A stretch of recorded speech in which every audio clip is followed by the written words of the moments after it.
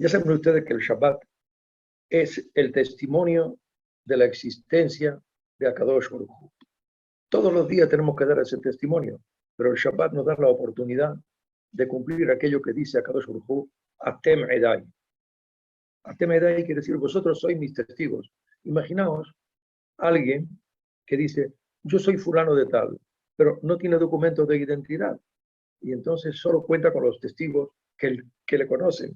Y nosotros somos los que le conocemos, porque nosotros somos aquellos a los que él conoció primero. Entonces, como Kadosh Baruj Hu nos ha conocido y nosotros intentamos conocerle a él, pues tenemos que dar testimonio, por lo menos, de su existencia.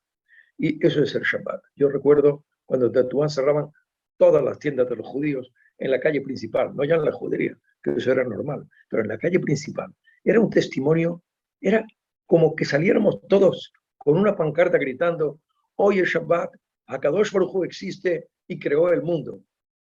Y era un testimonio silencioso, lo mismo que es el Shabbat hoy para nosotros. Un testimonio de que Akadosh Baruj Hu existe en nuestra vida, lo tenemos integrado en nuestra vida y además creó el mundo y nos dio este regalo maravilloso que es el Shabbat. Digo regalo maravilloso porque a propósito del Shabbat, como lo hemos visto la vez pasada, está escrito de Karata la Shabbat Onen. Llamarás al Shabbat delicia. Claro, ¿cómo no va a ser un día de deleite? Por fin la armonía del cuerpo y el alma. Al cuerpo le hemos dicho, quédate tranquilo, de ello vamos a tratar hoy. Ya tenemos preparado la comidita, te hemos preparado el agua caliente. Por favor, estate tranquilito, que hoy todas tus necesidades van a ser cubiertas. Deja que desarrollemos esa otra parte de nuestra personalidad, quizás la más importante, que es la Neshama, que es el alma. Entonces, para esa actividad espiritual superior, viene el Shabbat. Esa es la meta del Shabbat. Permitir que a través de la oración, el estudio, la meditación y la conversación también podamos recuperar, yo diría, fíjese, no la espiritualidad, sino la humanidad del hombre, que durante la semana estamos pisoteando. No nos comportamos como personas. Entonces no es justo y no somos justos con nosotros mismos tampoco. Entonces el Shabbat viene para recordarnos esas metas superiores de nuestra vida. El premio, pues ya lo dijo, Im tashiv mi Shabbat ragleja, azot hafaseja, biyom kodshi. Si interrumpes el Shabbat, tu rutina, si dejas tus quehaceres en mi día santo y llamas al Shabbat delicia, consagrado a la gloria de Hashem, y lo honras, absteniéndote de tus ocupaciones y de hablar de asuntos profanos, entonces te gozarás en Hashem. Te asentaré sobre las alturas de la tierra y te haré disfrutar de la heredad de Jacob, tu patriarca. Palabra de Hashem. En la sesión inaugural tratamos las alajot, normas relativas al uso correcto del meham y del agua caliente, limitándonos al uso del meham, recipiente para calentar el agua con resistencia eléctrica integrada y uso de keli, sheni y shelishi. Se lo recuerdo rápidamente. No basta con el meham, hay que tener un jarrito que llenamos con el grifo del meham y de ese jarrito que se llama keli sheni, entonces lo vertemos en un vaso que se llama keli shelishi. Y esa es la manera de manejar el. Acordaos que también se puede calentar algo sobre el meham, como la toallita de Jacob Israel, pero también puede ser el pañal de alguna mamá que tiene un bebé y que el pañal está muy frío y entonces lo quiere calentar, también lo puede poner sobre el meham. Bien, las preguntas que surgieron tocan casi todas al uso de la placa. Pero voy a terminar con las preguntas que surgieron a propósito del meham. ¿Puedo aumentar agua al extracto de té que se me agotó? Sabéis que hemos hablado de preparar con bolsitas de té y quizá queremos hojas de hierbabuena, un poquito de agua caliente antes de Shabbat y dejar que eso vaya macerando ahí dentro y que tengamos un extracto de té, del cual podemos añadir un poquito en cada vaso y añadir agua caliente del keli sheni, del jarrito que está debajo del meham. Ahora, si se agotó, pues también le puedo echar agua caliente, porque hay un principio que vamos a emplear ahora muy a menudo en el estudio de la placa, que dice en bishul ahar bishul. No hay cocción después de la cocción. Ese extracto ya está preparado antes de Shabbat. Si se considera que coció, que no es verdad, pero bueno, ya estaba cocido, ya estaba súper pasteurizado incluso, pero no importa. No hay cocción después de cocción. Yo le puedo añadir al extracto de té que se me agotó agua caliente. La segunda pregunta es relativa a los niños. ¿Puedo mojar una galleta en el té? Sí, pero en el vaso, en el keli shelishi, no en el keli sheni, y menos en el keli rishon, donde no se puede añadir nada. ¿Puedo llenar del grifo del meham un termo o una bolsa? Un termo, bueno, pues para conservar el agua, porque voy a ir a otro lugar, o una bolsa, el Dios no de mal a nadie, una bolsa de esas de caucho, para el dolor. Pues sí, se puede llenar del grifo del meham un termo o una bolsa, que en ese momento se comportarán como keli sheni, lo cual naturalmente no está prohibido. Para eso está hecho el keli sheni. ¿Y cómo servimos el whisky en el hielo o con hielo? Pues primero ponemos el hielo y encima ponemos el whisky. Y lehaim. Si hay aguardiente, más allá, mejor todavía. Bien, aquí no vamos a entrar en la sutileza de si una norma tiene su origen en la Torah, mit de oraita, o en las enseñanzas de los Rabbanim, mit de Rabbanan. Para nosotros, en estas reuniones, tenemos una sola Torah, sea escrita o sea oral, sea mit de oraita o sea mit de Rabbanan. No vamos a entrar en esa sutileza porque sería el cuento de nunca acabar y no podríamos avanzar. Y además a nosotros no nos interesa porque lo que queremos son las prácticas. ¿Qué tengo que hacer o no hacer? En este segundo de las halajot o normas que tratan del uso correcto de la placa y que rigen la comida en Shabbat. Y trataremos de responder las preguntas recibidas. No olvidemos que parte del Onek Shabbat, el Shabbat es un deleite, pues son las tres comidas. El viernes por la noche, Seudá Rishoná, el Shabbat a mediodía, Seudá Sheniyá, y Shabbat por la tarde, Seudá Shelishit. Hay quien añade un Melavé Malka, que quiere decir acompañar a la reina del Shabbat en su despedida. Y después de la salida de las estrellas, dicen Abdalá y sirven a un pisco labis para marcar que la verdad que nos da lástima que se vaya, pero que la esperamos que venga en paz el Shabbat próximo. Y en Tetuán empezábamos el estudio de la parashá de la semana siguiente, para marcar con qué nostalgia dejábamos al Shabbat y con qué cariño le estábamos esperando que volviera con la parashá del Shabbat siguiente. Bien, recordemos que una de las 39 operaciones de transformación ya mencionada y que no hacemos en Shabbat es cocinar. ¿Qué es cocinar? Transformar un alimento crudo en cocido y comestible mediante el fuego. Pues eso no lo hacemos en Shabbat. Y eso incluye también no solamente cocinar en una cazuela, también asar, freír, cocer, hervir u hornear. Pero verán ustedes que no es tan fiero el león como lo pintan. No es tan difícil. Yo, la verdad, admiro a esas personas que cuando quieren entrar en el mundo de la Torah y de la práctica de las mitzvot, eligen el Shabbat para empezar. La Sedaká y el Shabbat son las dos maneras más bonitas de entrar. Ellos dicen hacer teshuvah, leit hazek, no, yo digo, de recuperar nuestro patrimonio, nuestra identidad, es tan fácil como eso. Y verán ustedes que no es tan complicado. Por supuesto, aquí no vamos a estudiar el uso del fuego descubierto.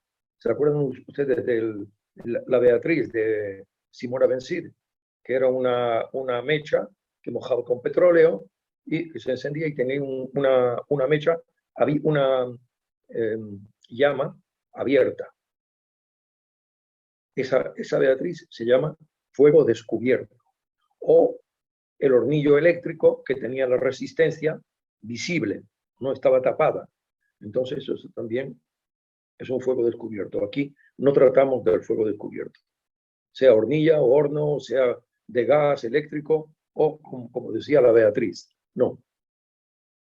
También si es de carbón, como por ejemplo el famoso annafe, que por cierto es una palabra española, ¿eh?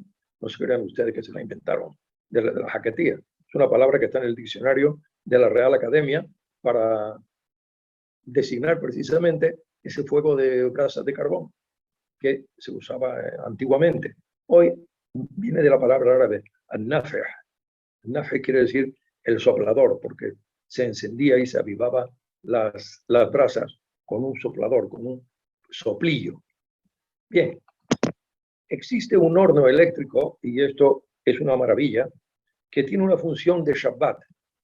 Y van a ver ustedes que como funciona como la placa a temperatura fija, nos va a permitir hacer un montón de cosas, igual que la placa, porque la placa nos permite un montón de cosas porque es un fuego cubierto. Así que hoy nos vamos a limitar al estudio de la placa, que es el fuego cubierto.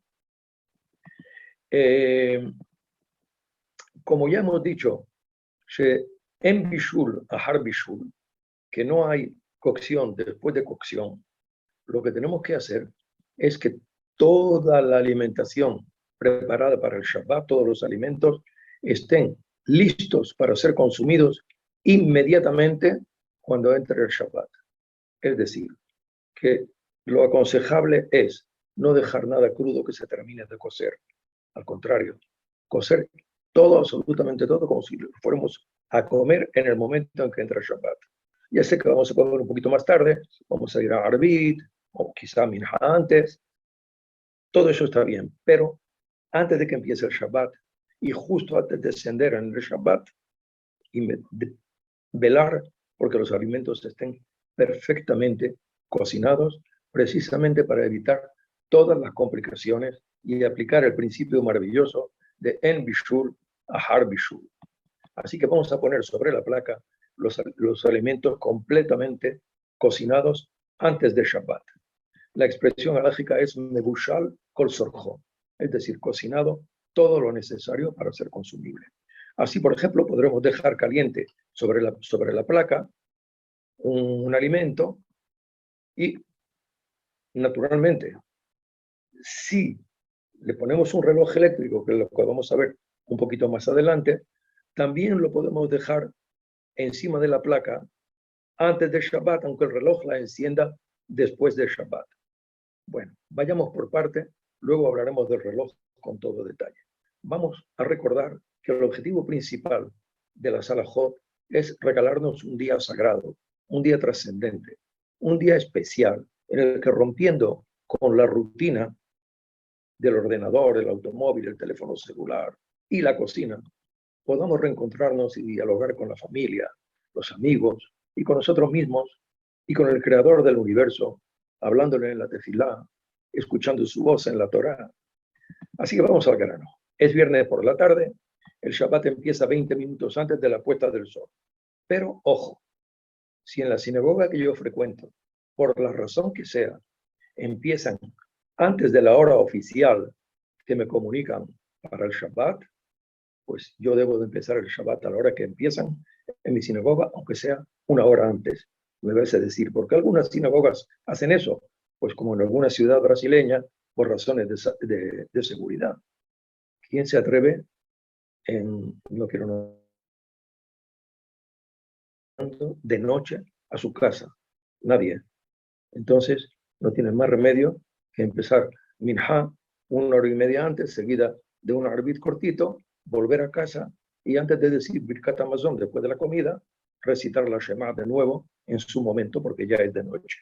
Pero no hay más remedio que adaptarse a la realidad y por razones de seguridad, pues ese señor que no fue a la sinagoga en esa ciudad, pues tendrá que empezar el Shabbat a la hora que empieza la sinagoga, el arbit. Esto es muy importante recordarlo. Aunque la hora oficial del comienzo sea un poquito más tarde o mucho más tarde. Bien, pues ya, como dijimos, empieza el Shabbat. O va a empezar el Shabbat. Ponemos la comida ya completamente cocinada en la placa de Shabbat, encendemos la placa con el reloj eléctrico, donde ya hemos preparado las horas a las que deseamos que se encienda y apague la placa. Y que de noche la apague después de cenar y que al día siguiente la vuelva a encender para el almuerzo e incluso apagar después. Podemos preparar el reloj eléctrico para que la encienda incluso después del comienzo del Shabbat, como lo habíamos dicho. Y cubrimos por encima las ollas con una tapadera de tela, que ahora se vende muy, muy buena y muy bien hecha, gordita ella, para conservar los alimentos calientes cuando hace frío fuera. Pero claro, hay que tener cuidado con que esa manta no cubra los costados de las ollas o de las cazuelas, solamente que esté por encima. Y si la quito para servir, la puedo volver a poner, no pasa nada, porque estamos trabajando con un fuego cubierto. Esto es fundamental. Yo solo me estoy refiriendo al fuego cubierto, que es la placa. El fuego es la resistencia y la placa metálica que la cubre hace que sea un fuego cubierto. Bien, esa comida, Mebushal Kol Sorjo, que está completamente cocinada, está ahora sobre la placa encendida. La podemos desplazar sobre la placa. Por ejemplo, muchas veces la resistencia está en el centro de la placa, o hay dos resistencias, pero los ángulos de la placa están menos calientes. Pues si yo veo que está agotando el caldito o la salsa, la puedo arrastrar hacia uno de los ángulos. Eso es posible. También podemos quitar la tapadera para ver cómo está yendo el guiso, que no han llegado de Arbit, pero quiero saber cómo está la cosa. Pues tengo que tener cuidado nada más de hacerlo sobre la misma olla o sobre la misma cazuela para que las gotitas no caigan fuera. Las gotitas tienen que caer dentro. Es un detalle, no entraremos por qué, pero es muy bonito.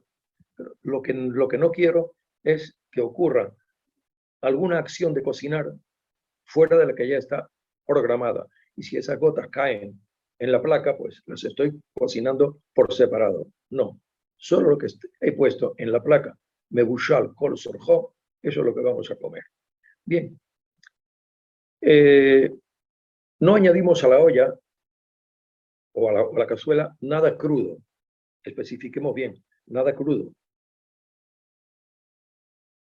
Añadir, como me preguntaron, ¿puedo añadir carne asada o frita? Que de pronto me han dicho, oye, que mi marido me va a traer 4 invitados mañana. Ya vinieron a Arbit, ya vinieron a cenar, me las arreglé como pude. Pero ¿qué hago mañana? Pues mira, tengo un poquito de carne frita por ahí. Ala, la voy a poner. Puedo ponerla porque en Bishul Ahar Bishul ya está cocinada. ¿Qué le queda que cocinar? No va a pasar nada. Entonces, esta es una salvedad muy importante porque nos va a permitir atender a precisamente esos imprevistos. Hay una pregunta. En Shabbat, puesto que hemos dicho que no se puede añadir nada crudo, nada nuevo, en Shabbat, ¿puedo añadir sal, crutonim o pan? Sí puedo, pero en el recipiente tercero, en el plato. En la olla, nada. En el cucharón, nada. En el plato, lo que tú quieras. Otro detalle muy interesante. No removemos la comida mientras esté sobre la placa. Porque ¿qué pasa al remover la comida?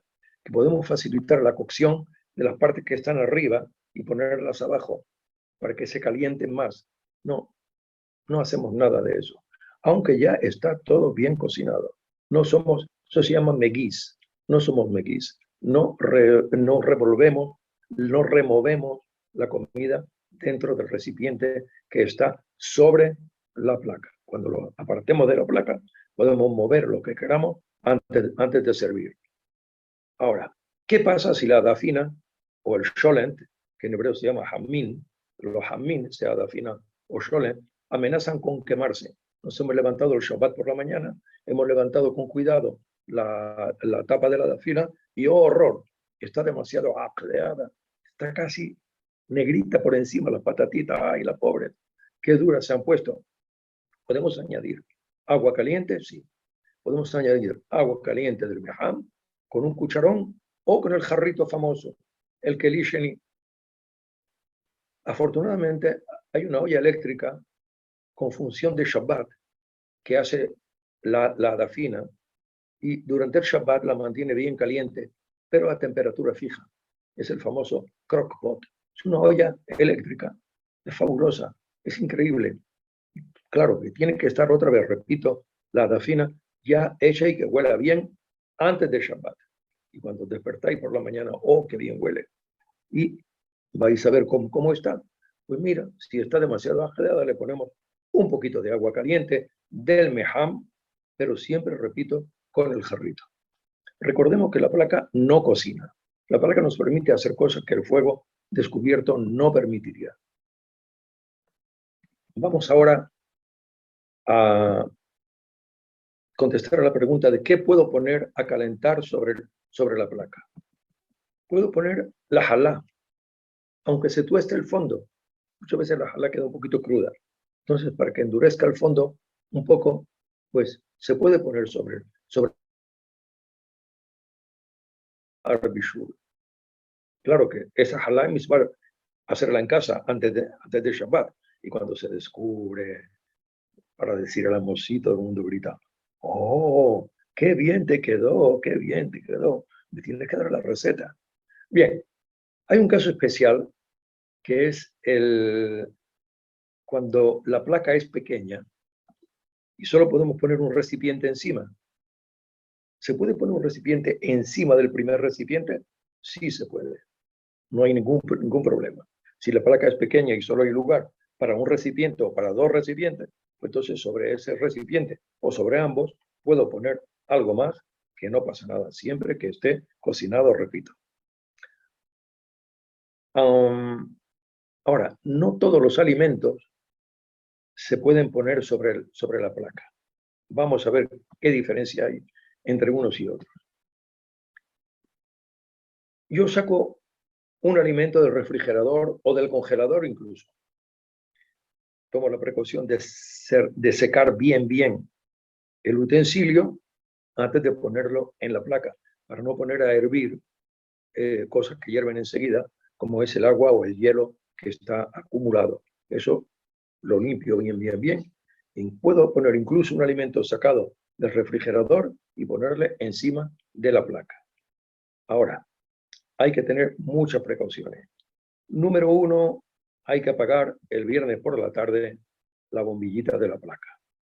Hay un reloj inteligente en Israel que apaga y enciende el refrigerador. Lo apaga antes de Shabbat o antes de las fiestas y lo enciende después de Shabbat o después de la fiesta. Está programado para 40 años. Si a alguien le interesa, le puedo dar el número de teléfono de la empresa Galvit, que lo fabrica aquí en Israel. ¿Por qué es importante eso? Porque hay refrigeradores donde yo no puedo apagar la bombillita el viernes. Ese es el problema.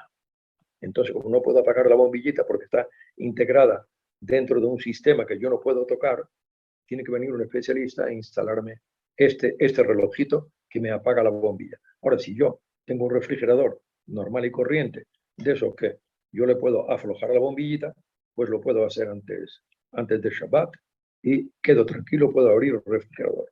Algunos insisten en que se abra el refrigerador mientras se oye el ruido del motor y los ventiladores.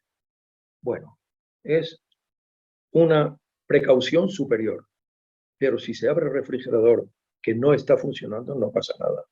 Si quieres, pues espera que se oiga el ruidito y entonces lo abres. No pasa absolutamente nada. Pero recuerdo siempre cuidar de que la bombillita esté apagada. Es muy importante. Ahora, ¿qué tipo de alimento dijimos que lo íbamos a tratar? Un alimento con salsa, pero que tiene poca salsa, la salsa adherida al pescado cocho. Vale, ese se puede poner sobre la placa. Lo que no puedo poner sobre la placa, caldo, estén bailando los vegetales, por ejemplo, o las patatas estén bailando. ¿Por qué? Pues porque hay mucho caldo y yo no puedo hervir caldo. No puedo hervir caldo. Puedo calentar salsa, pero no puedo poner caldo porque enseguida se pone a hervir a una temperatura de más de 70 grados que la mano se escaldaría con ella. Ayad soledet bo. Entonces hay que tener cuidado y apartar los vegetales o la carne y el caldo, ponerle aparte en un extremo de la placa para que no hierva, sino solamente que se quede calentito. Digo en extremo porque ahí no hay resistencia. Entonces, como una parte va a estar fuera y una parte va a estar dentro de la placa en un ángulo, pues nunca llegará a hervir el caldo. Debe tener cuidado de que no hierva, que solo se quede caliente. Y en el momento de servir, pues sirvo los vegetales por un lado y el caldo por otro y estoy tranquilo. También muchos lo hacen con la salsa. Cuando hay mucha salsa porque no se ha agotado en el pescado cocho, por ejemplo, pues apartan el pescado, calientan la salsita y sirven las dos cosas por separado. Esto también es una posibilidad. Ya ven que se van resolviendo una serie de problemas si usamos el fuego cubierto que es la placa. Ahora, Emma preguntó, ¿por qué nuestros hermanos Ashkenazim ponen un papel de aluminio o una rejilla encima de la placa? Por varias razones. Nuestros hermanos Ashkenazim tienen razón. Primero, quieren marcar que al poner estos alimentos que hemos sacado del refrigerador, no los están cocinando. Se cuidan del marita ayin, es decir, de un niño que está viendo lo que está haciendo la mamá, que dice, mira, pues mamá está cocinando en Shabbat. Y el niño lo recuerda y el día de mañana va a decir, pues es que mi madre cocinaba. No, hijo, tu madre no cocinaba. ¿No te acuerdas que ponía una rejilla encima de la placa cuando quería sacar algo del refrigerador y ponerlo encima de la placa? Solamente para demostrar por Marita Ayen, por el qué dirá mi hijo, no el qué dirá la gente. Eso es muy importante, pero no es tan importante. Lo importante es qué va a decir mi hijo. El día de mañana se va a apoyar en lo que yo he hecho legalmente y lo va a interpretar mal. Entonces prefiero poner un doble aluminio, un doble papel de aluminio o una rejilla y sobre eso poner los alimentos que he sacado del refrigerador. Nadie me podrá decir que he cocinado en Shabbat. Y es importante también para que la sopa de la que hemos hablado antes no hierva.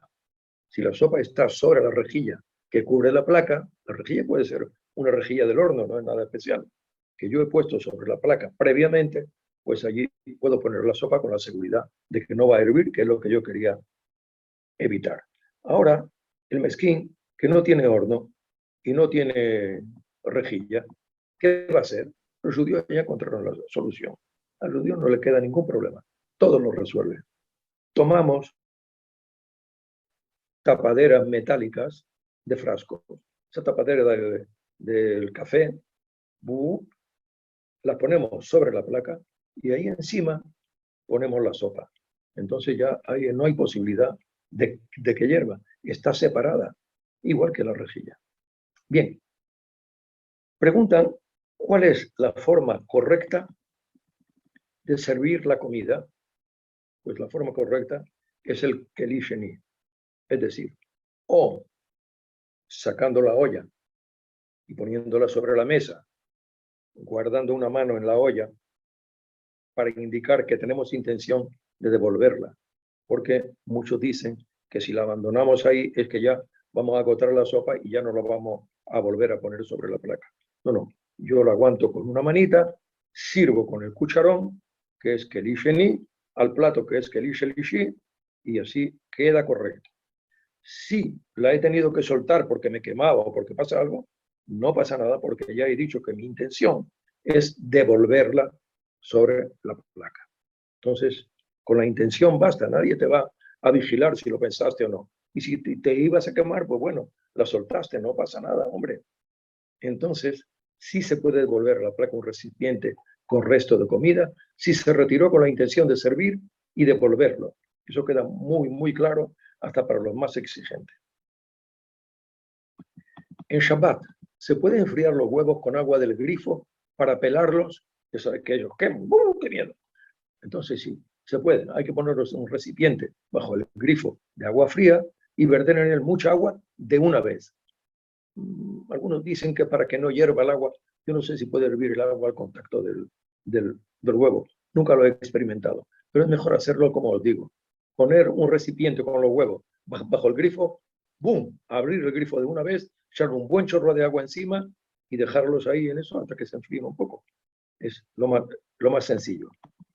Cuidado en el momento de pelar los huevos. Muchas veces los huevos traen un sello y hay que tener cuidado con no romper el huevo en esa parte de la cáscara. Si se rompió involuntariamente no pasa nada, pero yo no le doy un golpe al huevo donde está el sello. También el salchichón que tiene impreso un montón de cosas, de publicidad o indica los ingredientes, todo eso. Tener cuidado de cortar por el lugar donde no hay inscripción, donde no hay texto, y quitar el envoltorio y entonces cortar el salchichón para el aperitivo y que nos siente bien.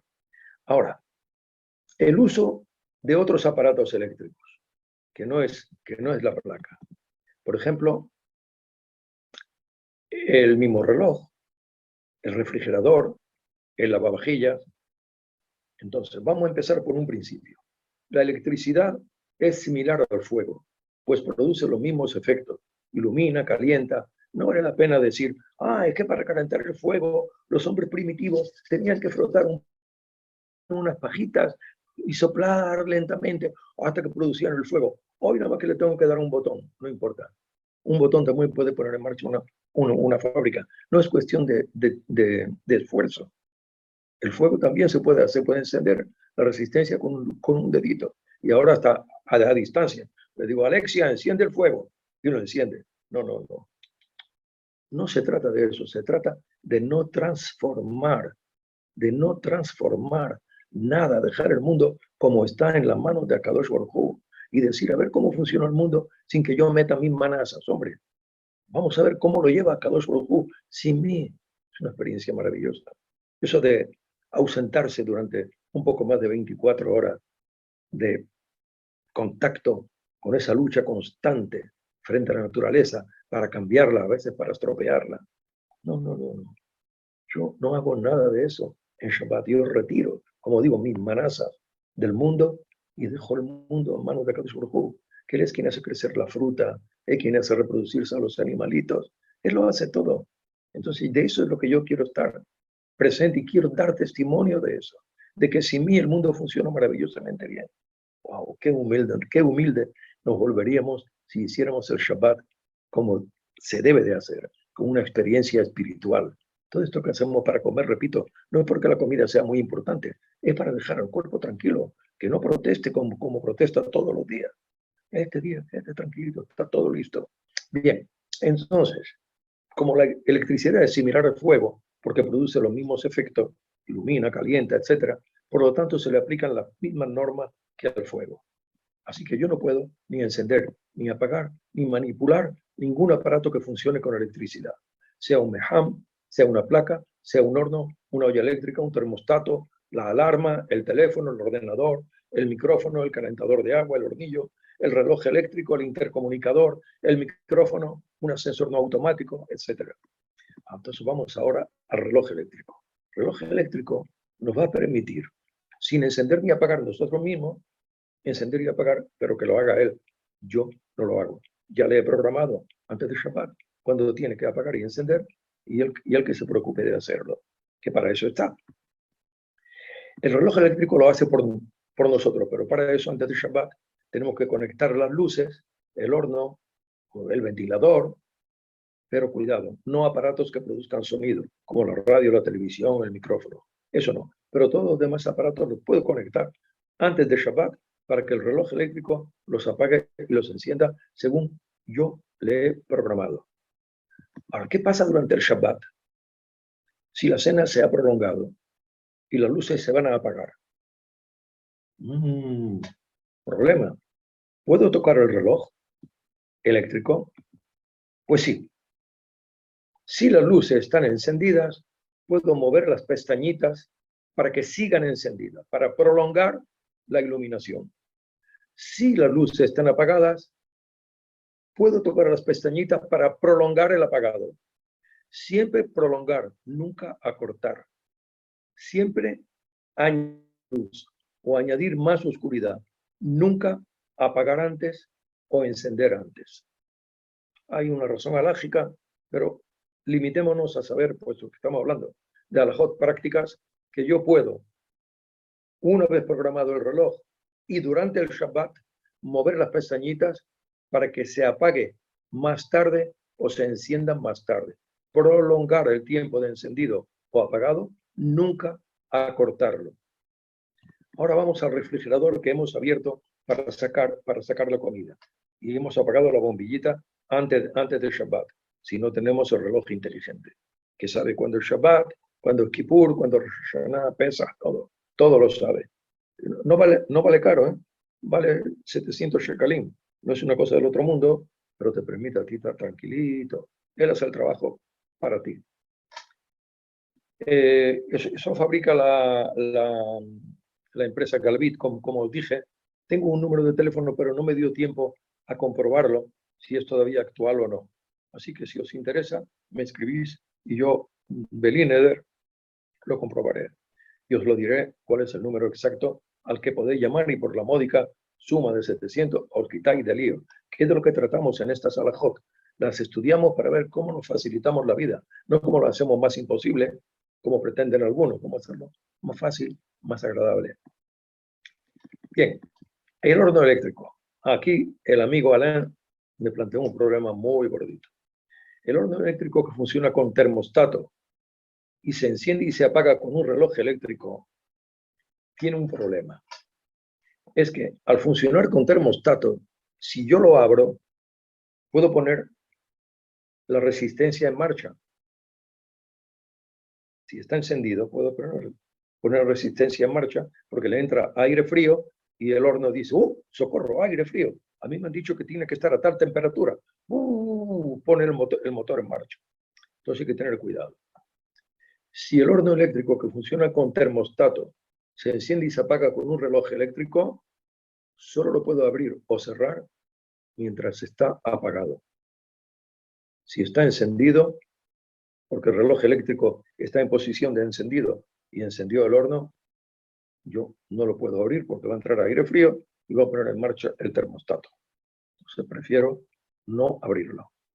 Ahora, ¿qué pasa si yo tengo un horno eléctrico que funciona a temperatura fija?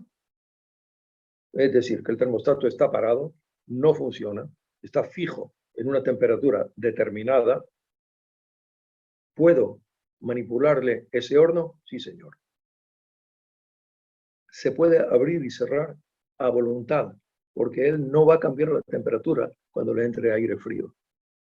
Esa es la ventaja de tener un que te lo compraste hace poco, un horno eléctrico que funciona a temperatura fija. Eso es lo ideal. Así que cuando vayáis a cambiar el horno, ya sabéis. No os digo dónde, porque sería publicidad no pagada. Hombre, si me la dan a beneficio de Agricultura, claro que digo en qué empresa, pero como no he mandado nada para Agricultura, ni para Efrat, ni para Ofakim, así que no os voy a dar el número de la empresa donde lo podéis comprar. Bueno, hay que reír un poquito, no todo va a ser tan serio. Bien, ahora vamos al lavavajillas. Ya terminamos de comer. Se han acumulado los platos de los que siempre se queja el ama de casa.